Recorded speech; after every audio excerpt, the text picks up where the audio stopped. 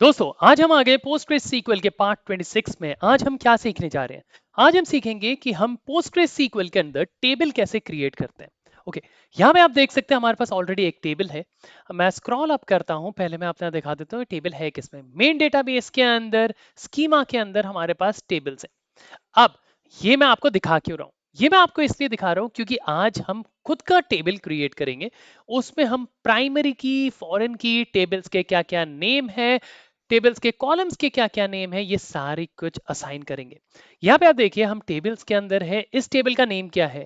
Actor. जी हाँ, इसके यहाँ पे एक एरो बटन है, उसको अगर मैं एक्सपैंड करता हूँ, इसके अंदर कौन से कॉलम्स है? एक्टर आईडी है, फर्स्ट नेम है, लास्ट नेम है, एंड सो ऑन। अब मैं आपको दिखाने जा रहा हूं प्राइमरी की और फॉरेन कीज।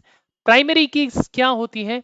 एक कॉलम के अंदर जो भी अगर आप यूनिक वैल्यूज, आपको पता है कि यूनिक वैल्यूज होती हैं उस कॉलम के अंदर, उसको आप एज अ प्राइमरी की असाइन करोगे। जैसे यहां पे आप देखिए एक्टर टेबल है। ओके, मैं ओपन करता हूं, सिलेक्ट एवरीथिंग, मतलब स्टार फ्रॉम किससे? Actor table, ACTOR। मैं इसे सिंपल सिलेक्ट करता हूं और एग्जीक्यूट कर देता हूं। मेरे पास डेटा आ चुका है। अब मुझे इसमें नहीं पता लग रहा है इसमें प्राइमरी की कौन सा है, फॉरेन कीज कौन से हैं। ये सारी इंफॉर्मेशन आपको कॉन्स्टेंट्स के अंदर से मिलेगी। आप यहाँ पे एरो बटन है, इसको ओपन करिए और यहाँ पे देखिए, यहाँ पे साफ साफ बोल रहा है एक्टर है वो आपकी प्राइमरी की है, जो कि ये रही। अब मैं आपको एक और टेबल कॉल आउट करता हूं। Let's take payment table. Okay, actor को हटाते हैं, हम यहाँ लिखते हैं PAYMENT। अब इसमें तो आपने देख लिया प्राइमरी की कौन सी असाइंड है। अब मैं इसे रन करता हूं, जो कि एग्जीक्यूट हुआ। अब मेरा एक्टर टेबल कहाँ पे है? सॉरी, मेरा पेमेंट टेबल कहाँ पे है? ये रहा मेरा पेमेंट टेबल। अब ये देखिए इसके अंदर कॉन्स्टेंट है। अब आप साफ साफ यहाँ पे देख सकते हैं, यहाँ पे जो पेमेंट जो की है वो आपकी पी की है। पी की का मतलब प्राइमरी की, एफ की का मतलब फॉरेन कीज। जैसे कस्टमर आईडी, कस्टमर आईडी है कहां पे हमारा? ये रहा। ये मल्टीपल है, ये देखिए ये मल्टीपल वैल्यूज हैं। अगर आप देखेंगे 314 मल्टीपल वैल्यूज है, तो ये होगी हमारी फॉरेन की। अगर आपकी कोई भी आईडी यूनिक है, कोई भी टेबल में, कोई भी कॉलम में आपके डेटा यूनिक है, फॉर एन एग्जाम्पल यहाँ पे आप देखिए पेमेंट जो है वो हमारी प्राइमरी की है। क्यों? क्योंकि यहाँ पे जितनी भी पेमेंट की आईडीज है वो सारी की सारी यूनिक है, मल्टीपल हो ही नहीं सकती। तो इसलिए हमने इसे प्राइमरी असाइन किया है। तो इस तरीके से हम लोग एक टेबल असाइन करेंगे, टेबल क्रिएट करेंगे जिसमें हम प्राइमरी की देंगे और कुछ कॉलम्स के नेम्स देंगे, कुछ ऐसे। चलिए असाइन करते हैं। मैं इस सबको मिनिमाइज कर देता हूं। ओके जी, सबसे पहले आप देखिए हमें ना एक नया टेबल क्रिएट करना है। पहली बात, मैं इसको हटाता हूं। अब आप देखिए ये मेन डेटाबेस में है, तो आप इस पर राइट क्लिक करके, मुझे इस डेटाबेस के अंदर नहीं क्रिएट करना, मुझे एक खुद का टेबल क्रिएट करना है। अगर मैं काम करूंगा, नहीं तो यहाँ पे ही जाके मेन डेटाबेस के अंदर जाके एक टेबल ऐड हो जाएगा, मुझे वो नहीं करना। मैं क्या करता हूँ, इसको राइट क्लिक करता हूँ, रिमूव फ्रॉम पैनल। मेरे पास ब्लैंक डेटा हो चुका है, ऊपर कुछ भी नहीं है। अब हम क्या करेंगे, सिंपली डेटाबेस में आएंगे। मैं डेटाबेस में राइट क्लिक करता हूँ, क्रिएट करता हूँ, एक डेटाबेस क्रिएट कर देता हूँ। इस डेटाबेस का हम कुछ भी नेम दे सकते हैं। मैं दे देता हूँ, जैसे इससे पहले दिया था मेन डेटाबेस, इस बार ही दे देते हैं लर्निंग सीक्वल करके, LEARNING SQL। राइट, उसके बाद मैंने इसे सेव कर दिया। जैसे ही मैं सेव करूंगा, अब आप देखो, ये जैसे ही मैं इसे एक्सपैंड करता हूं, मेरे पास 4 डेटाबेसेस हैं। ये रहे मेरे 4 डेटाबेस, एक हो गया मेन, एक हो गया न्यू एक्सरसाइज, एक हो गया पोस्टग्रेस, और एक हो गया जो हमने बनाया। इसके अंदर हमें अब टेबल क्रिएट करना है। तो मैं अब इसमें राइट क्लिक करूंगा और अपनी एक क्वेरी टूल ओपन करूंगा, जो कि मेरा क्वेरी एडिटर है। क्वेरी एडिटर ओपन हो गया। अब मैं किसके अंदर हूं? लर्निंग सीक्वल के अंदर। चलिए अब हम अपनी टेबल क्रिएट करते हैं। सबसे पहले टेबल क्रिएट करने के लिए जो आपको क्वेरी लगानी है वो है क्रिएट टेबल की query, CREATE create table. Create table आप कौन सा करना चाहेंगे, क्या नाम देना चाहेंगे टेबल का? सबसे पहले आपको क्रिएट टेबल करते ही टेबल का नेम देना है। मैं दे देता हूं ACCOUNT, अकाउंट्स का एक टेबल क्रिएट कर रहे हैं। मैं ब्रैकेट ओपन करता हूं, ब्रैकेट क्लोज करता हूं। अब इस ब्रैकेट को नीचे देता हूं, क्योंकि इसके अंदर जो भी हम क्वेरी देंगे वो सारे हमारे कॉलम्स डिनोट करेगा। ठीक है, अब इसके अंदर क्वेरी क्या दूं? सबसे पहले हम दे देते हैं, मुझे एक यूजर आईडी चाहिए। ठीक है, मैं दे देता हूं USER_ID। यूजर आईडी का जो कॉलम क्रिएट हो रहा है उसको मैं कौन सा डेटा टाइप असाइन करूं? या तो मैं उसे सीरियल करूं, या तो कैरेक्टर करूं, या तो वेरिएबल कैरेक्टर करूं, क्या करूं? अगर इनकी इंफॉर्मेशन आपको चाहिए तो आप गूगल में आ सकते हैं। ये रहा एक पेज, मैं इसका लिंक नीचे दे दूंगा। आप यहां से चेक करके ऑटोमेटिकली आप दे सकते हैं कि इस टाइप के डेटा को हमें क्या असाइन करना है। तो मैं जो, क्योंकि यूनिक आईडीज हैं, ज्यादा बड़ी नहीं होती, तो मैं उन्हें दे देता हूं सीरियल, SERIAL। मैंने उनको दे दिया सीरियल। अब सीरियल क्या है, इनमें यूनिक वैल्यूज होंगी, तो मेरे लिए ये हो गया प्राइमरी की। मैं इसका नाम दे देता हूं PRIMARY KEY, प्राइमरी की, कॉमा। अब जो मैं नेक्स्ट देता रहूंगा, ये सारे मेरे कॉलम्स क्रिएट हो रहे हैं, ठीक है। सेकेंड कॉलम हम कर देते हैं USERNAME, यूजर नेम। और अब यूजर नेम क्या है, हमारे कैरेक्टर्स होते हैं, मतलब टेक्स्ट होते हैं, तो मैं उसे दे देता हूं variable var character, VARCHAR, variable character. अब मैं, यूजर नेम आपका कितना बड़ा होना चाहिए, हो सकता है वो 10 अल्फाबेट्स का हो सकता है 20 का हो, तो मैं मैक्सिमम लेके चलता हूं, मैं उसे 100 कर देता हूं। मतलब कोई भी अगर अपना यूजर नेम डालेगा वो 100 से बड़ा नहीं डाल सकता, ठीक है जी।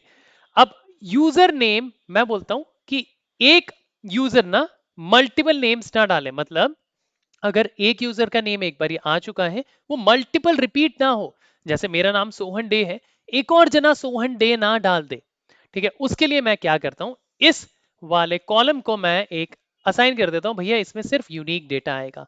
मैं कर देता हूं UNIQUE, यूनिक।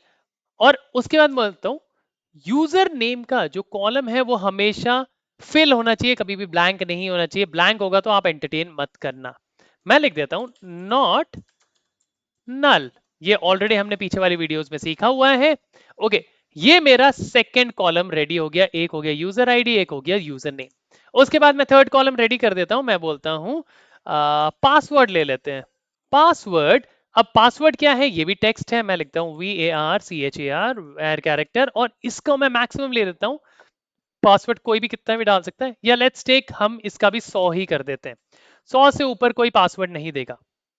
मुझे जरूरी नहीं है कि ये यूनिक होना चाहिए, कोई भी जना, चाहे आप हो मैं हूं, हम सेम पासवर्ड भी रख सकते हैं, तो वो मेरे लिए चलेगा। बट हाँ, ये नल नहीं होना चाहिए, ब्लैंक नहीं होना चाहिए।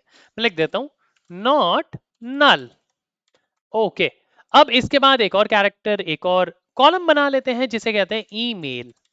अब ईमेल दिया, ये भी हमारा टेक्स्ट ही होगा। मैं देता हूं VARCHAR, और इसको हम दे देते हैं मैक्सिमम वर्डिंग्स, क्योंकि बहुत सारे ईमेल एड्रेस बहुत लंबे लंबे भी होते हैं। मैं इसे 500 देता हूं। बाकी आप लोगों के ऊपर है, आप इसे 1000 दो, 2000 दो, it's not a big task. मैं देता हूं इसमें भी ईमेल एड्रेस नॉट नल, मतलब ये ब्लैंक नहीं होना चाहिए। ये हमारा एक टेबल क्रिएट हो रहा है, मतलब उसके अंदर डेटा नहीं आएगा, हमने उसके अकॉर्डिंग जो हमें कॉलम्स चाहिए वो हम यहाँ पे सेट कर रहे हैं। उसके बाद एक और कॉलम दे देते हैं जिसे हम कहते हैं created on, CREATED, created underscore on. अब क्रिएटेड ऑन तब कब का है, इसको हम देते हैं क्रिएटेड ऑन का मतलब कब बना है, तो इसका हम टाइम स्टैम्प दे देते हैं, TIMESTAMP। मतलब ये हमारा जो डेटा टाइप है उसे टाइम स्टैम्प में शो करे। इसको भी लिख देते हैं नॉट नल। ओके, और लास्ट में अगर आपको क्रिएट करना है, जैसे लास्ट लॉगिन कब हुआ था, अगर ये भी लिखना चाहो तो मैं यहाँ लिख देता हूँ लास्ट अंडरस्कोर LOGIN लॉगिन, और ये हम दे देते हैं टाइम STAMP। ये सारे के सारे जो कैरेक्टर्स हैं, जो वेरिएबल्स हैं, ये आप कहाँ से देखोगे, जैसे मैंने आपको ऑलरेडी बता दिया है। यहाँ पे जाके आप देख सकते हो इंटीजर कब देना है, डेसिमल कब देना है, डबल कब देना है, serial number, big serial number कब देना है, तो आप यहाँ से देख सकते हो।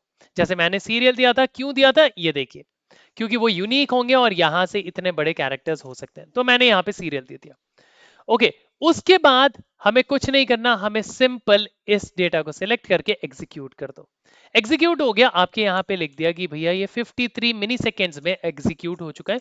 अब मैं जाके देखूंगा कि क्या मेरे पास टेबल हो चुका है ऐसा। ओके, तो मैं लर्निंग एसक्यूएल में जाता हूँ, यहाँ पे मैं सबसे नीचे आता हूँ, स्कीमा, स्कीमा को ओपन करते हैं। यहाँ पे टेबल है, टेबल को ओपन करते हैं, और यहाँ पे देखिए टेबल के अंदर सबसे पहले हमारा टेबल का नेम क्या है, अकाउंट्स। ओके, अकाउंट्स के अंदर कॉलम कितने कितने हैं, इसको एक्सपैंड करते हैं। ये देखिए user ID, user name, password, email, create on, last, login, सी। और इसका कॉन्स्ट्रेंट क्या है, प्राइमरी की कौन सा है, मैं इसको ओपन करता हूं और ये रहा आपको अकाउंट्स जो है वो हमारा प्राइमरी की है जो कि सबसे पहला वाला है। सी, चलो ये तो रहा हमारी एक टेबल। हम इसी के साथ एक और टेबल क्रिएट करते हैं। ठीक है जी, मैं ये क्रिएट टेबल छोड़ देता हूं। अब जो हमारा टेबल क्रिएट होने वाला है उसका नाम हम देखते हैं जॉब्स।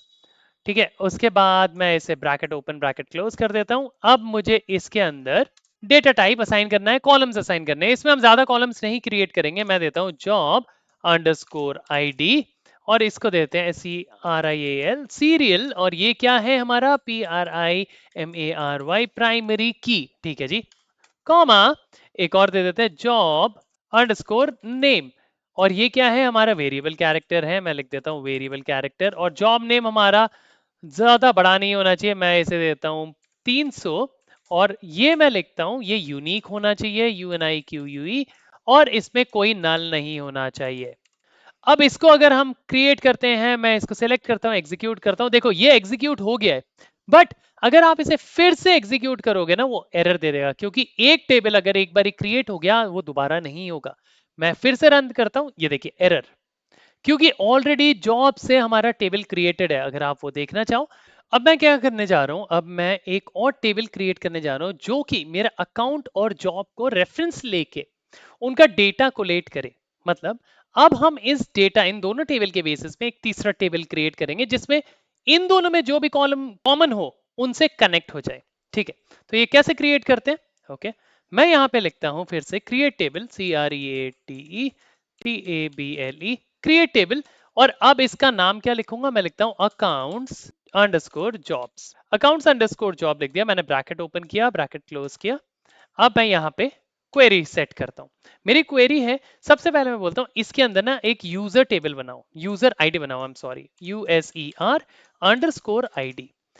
यूजर आईडी इसको मैं क्या दूं, इसको मैं देता हूं इंटीजर, मैं INTEGER, और इस कॉलम का मैं रेफरेंस दे देता हूं REFERENCE, रेफरेंस अकाउंट टेबल के अंदर ACCOUNT, अकाउंट टेबल के अंदर कौन से कॉलम से, USER अंडरस्कोर आईडी।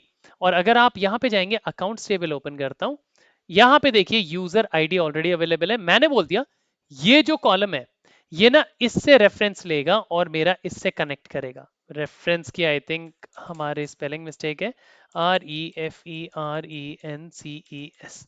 ठीक है, ओके। अब मैं एक और कॉलम क्रिएट करता हूं जिसको मैं लिखता हूं job underscore ID. Job ID एक हमारा इंटीजर है जिसको रेफरेंस लेना है REFERENCES। रेफरेंस किससे लेना है, मैं बोलता हूं अब हमारा जॉब टेबल है JOB, जॉब टेबल के अंदर कौन सा कॉलम, मैं इसे एक्सपैंड करता हूं, थोड़ा नीचे आता हूं, कॉलम का नेम देखता हूं, जॉब आईडी। ओके, मैं यहां पे लिखता हूं JOB अंडरस्कोर आईडी। ठीक है जी, इन दोनों ने इन दोनों टेबल के कॉलम से रेफरेंस ले लिया है। अब मैं एक काम करता हूँ, कॉमा देता हूँ और लास्ट में इसको रन करता हूँ। मैं बोलता हूँ एक और कॉलम क्रिएट कर देते हैं, जैसे HIRE हायर अंडरस्कोर DATE, ये होगा हमारा time STAMP stamp. That's it, इसको हम सिलेक्ट करके इसको एग्जीक्यूट। ओके, यहाँ पे जॉब आईडी के आगे एक एरर दिखा रहा है, क्यों? क्योंकि लास्ट में यहाँ पे हमने कॉमा नहीं डाला, मैंने कॉमा डाल दिया। अब इसके बाद मैं इसे सिलेक्ट करता हूँ और इसको एग्जीक्यूट करता हूँ, और रेफरेंस का स्पेलिंग यहाँ पे बता रहा है इनकरेक्ट। हम फिर से सेलेक्ट करते हैं REFERENCES। ठीक है जी, अब मैं इसको सेलेक्ट करता हूँ और एग्जीक्यूट करने की कोशिश करते हैं। एंड ओके, यहाँ पे जॉब्स, जॉब जो मैंने लिखा है टेबल का नेम है जॉब्स, और यहाँ पे मैंने जॉब लिखा है, इसको मैं जॉब्स कर देता हूँ। अब मैं इसको सेलेक्ट करके एक बार एग्जीक्यूट करता हूँ और ये क्वेरी सक्सेसफुल हो चुकी है। मतलब अब हमारे पास 3 टेबल बन गए हैं, एक बना है आपका अकाउंट्स का, एक जॉब का, और एक दोनों के रेफरेंस बना के अकाउंट जॉब्स का एक टेबल बना हुआ है। चलिए, ये वीडियो हम यही एंड करते हैं, इसके बाद हम और आगे इंटरेस्टिंग डीप डाइव करेंगे और लर्निंग करेंगे। तो आशा करता हूं दोस्तों आप लोगों को वीडियो पसंद आ गई होगी। पसंद आई तो लाइक शेयर सब्सक्राइब करना बिल्कुल मत भूलना, अपने कमेंट्स देना मत भूलना, और इस वीडियो को जो भी सीक्वल सीखना चाहे उन सभी के साथ शेयर जरूर करना। वीडियो देखने के लिए बहुत बहुत धन्यवाद।